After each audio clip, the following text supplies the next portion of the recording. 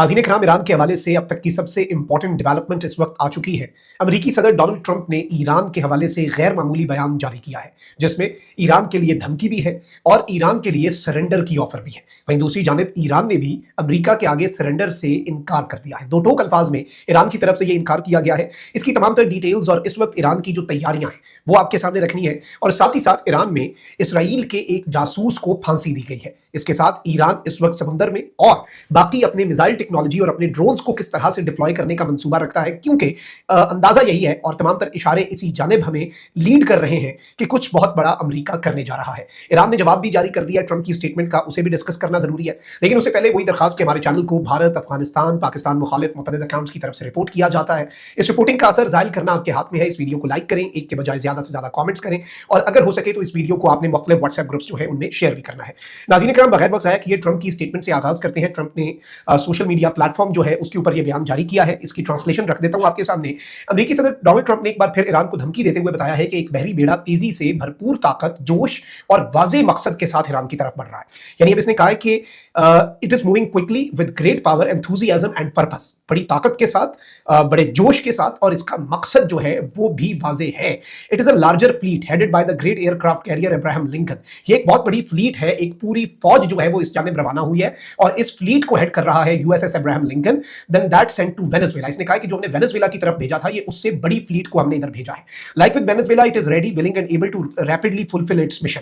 बिल्कुल वेनेजुएला की तर्ज पर ये जो हमारा इस वक्त बहरी पूरी फौज हमने इस वक्त, और एक बहुत बड़ा पूरा इन्होंने कहा कि फ्लीट हमने जो ट्रांसफर कर दी है, पहुंच रही है, ये अपने वेनेजुएला की तरह के मकासद हासिल करेगी। वेनेजुएला में क्या हुआ था? वेनेजुएला में जो हुआ वो हम सबने देखा, और वेनेजुएला में रिजीम चेंज हुई। वेनेजुएला के प्रेसिडेंट को गिरफ्तार करके अमेरिका ले जाया गया। तो ये डायरेक्टली आप कहें या इनडायरेक्टली कहें, आप जो मर्जी कहें, लेकिन अमेरिकी सदर डोनाल्ड ट्रंप ने ये स्टेटमेंट जारी कर दी है कि हम भी वही करेंगे जो हमने वेनेजुएला में किया, ईरान में।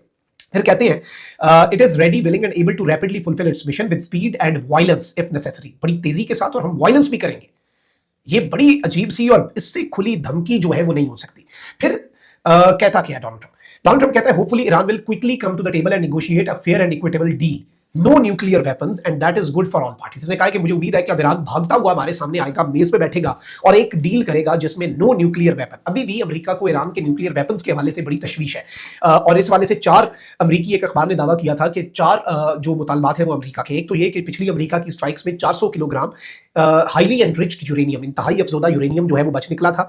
तो एक तो वो यूरेनियम हवाले किया जाए आलमी ताकतों के। दूसरा, ईरान अपने न्यूक्लियर प्रोग्राम को बंद कर दे।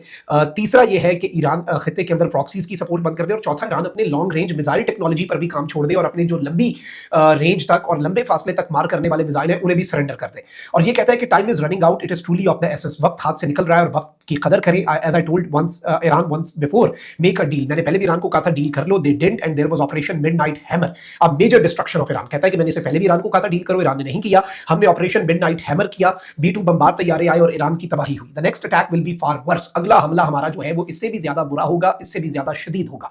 Don't make that happen again, ऐसा दोबारा ना होने दो। और फिर डोनाल्ड ट्रंप ने इस सब के अंदर ये कह दिया है कि भाई अब हम कार्रवाई करने जा रहे हैं, अब हम हमला करने जा रहे हैं।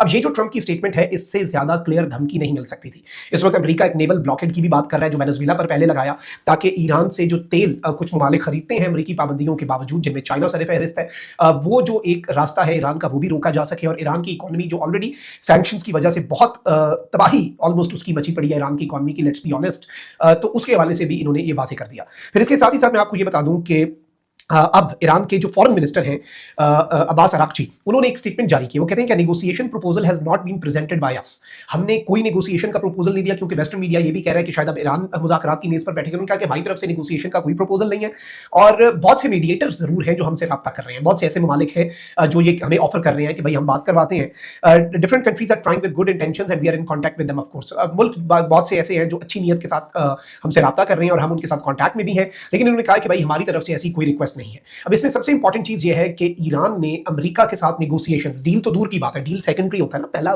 मुद्दा होता है, पहला नुकता होता है कि आप मुज़ाकरात करें, नेगोशिएशंस करें। ईरान ने रिजेक्ट कर दी है नेगोशिएशंस अमेरिका के साथ इन एटमॉस्फेयर ऑफ थ्रेट। यानी ईरान ने कह दिया है कि अमेरिका के साथ हम ये जो एक खतरे की फजा हमारे ऊपर और एक जंग के बादल मंडलाकर आप अगर हमारे साथ मुज़ाकरात करना चाहते हैं तो ये हम इसे सरेंडर ही तस्वुर करेंगे। और जो अमेरिका के मुतालबात भी हैं वो भी ईरान उन्हें सरेंडर के तौर पर ही लेता है, क्योंकि अमेरिका को यह परेशानी लाहक है, इसराइल को यह परेशानी लाहक है कि B-2 बमबार तैयारों की बमबारी के बावजूद, ऑपरेशन मिडनाइट हैमर के बावजूद 400 किलोग्राम अफजोदा यूरेनियम किधर गई? अगर वो तबाह होती तो रेडिएशन होती, यानी वो इस वक्त ईरान के अंदर महफूज है और वो हाईली एनरिच यूरेनियम है जिसे ईरान किसी भी लम्हे इस्तेमाल कर सकता है। खबरें तो ये तक आई रूस और बेलारूस से ईरान को वो मिसाइल दे दिए गए हैं जो कि न्यूक्लियर वॉरहेड ले जाने की कैपेबिलिटी रखते हैं। दो चीजें आपने बनानी होती हैं, एक ये कि आप एटमी हथियार बना लें, दूसरा आपको एक ऐसा मिसाइल चाहिए होता है जो आर्म पेलोड भी लेकर जा सके, आर्म वॉरहेड भी और न्यूक्लियर वॉरहेड भी, जो उस एटमी हथियार को जो उस एटम बम को जाकर ऑब्वियसली अपने टारगेट पे जाके ब्लो करे। अब इस सबके अंदर इंपॉर्टेंट चीज ये है कि ईरान के हवाले से एक और खबर सामने आई है और ईरान ने इस वक्त अपने मजीद जो तैयारे हैं वो भी मैदान में उतार दिए हैं। ईरान ने इस सब के अंदर अपने शाहिद ड्रोन्स जो हैं उन्हें इस वक्त मुकम्मल तौर पर एक्टिवेट कर दिया है। और इस वक्त मैं आपको ये भी बता दूं कि जो अमेरिका की नेवल फ्लीट है जिसका ट्रंप ने जिक्र किया, पहले वो गल्फ ऑफ ओमान पे आके रुक गई है, ट्रंप ने कहा वो और आगे बढ़ रही है, वो ईरान के सर पे पहुंच रही है। ईरान ने कहा हमारे टेरिटोरियल वाटर में आए तो हम उनके रख देंगे। अब ईरान का शाहिद 129 ड्रोन जो है वो इसे बहुत क्लोजली मॉनिटर भी कर रहा है और ईरान ने अपनी सर्वेलेंस एक्टिविटीज जो है वो खलीज फारिस, इवन गल्फ ऑफ ओमान और फिर अबनाए हुर्मुज जो है वहां पर बहुत ज्यादा तेज कर दी है। इसके साथ ही साथ ईरान जो है उसमें एक और मैसेज, आप इसे डायरेक्ट मैसेज कहें या इनडायरेक्ट मैसेज कहें, ईरान में इसराइल के लिए जासूसी के इल्जाम में एक शख्स को फांसी दी गई। अब ये अलामती है लेकिन ईरान की तरफ से इसे बहुत से आलमी तज्जियाकार एक मैसेज के तौर पर ले रहे हैं। ईरानी अदलिया के मुताबिक इसराइल के लिए जासूसी के इल्जाम में हमीद रजा साबित इस्माइलपुर को अप्रैल 2025 में गिरफ्तार किया गया। ईरानी अदलिया का कहना है कि हमीद रजा साबित इस्माइलपुर पर मुसाद को खुफिया मालूमात फराहम करने का इल्जाम साबित हुआ। इसके अलावा इस पर तकरीबी कार्रवाइयों के लिए धमाका खेज मवाद खरीदने, धमाका खेज मवाद से भारी गाड़ियां जो है वो मुंतकिल करने का भी इल्जाम साबित हुआ, जिसके बाद इसे फांसी दे दी गई है और इसकी फांसी की सजा एग्जीक्यूट कर दी गई है, यानी फांसी की सजा पर अमल दरामद भी हो गया है। और गुज़श्ता साल से इसराइल के लिए जासूसी के जुर्म में सजा पाने वाले ईरानियों को दी जाने वाली सजाए मौत की जो सजाएं हैं उनमें भी लगातार कमी होती जा रही है। ये नाज़रीन इकराम एक इंपॉर्टेंट चीज़ है, लेट्स सी कि मामला कहां पर जाकर रुकता है, लेकिन this is something big, this is important. और इस वक्त ट्रंप की धमकी जो है उसे भी अगर हम नजर में रखें तो बहुत कुछ हमारे सामने वाज़ेह हो जाता है कि कुछ ना कुछ तो होने जा रहा है। अपना बहुत ख्याल रखिए। अल्लाह निगहबान, पाक सलामत।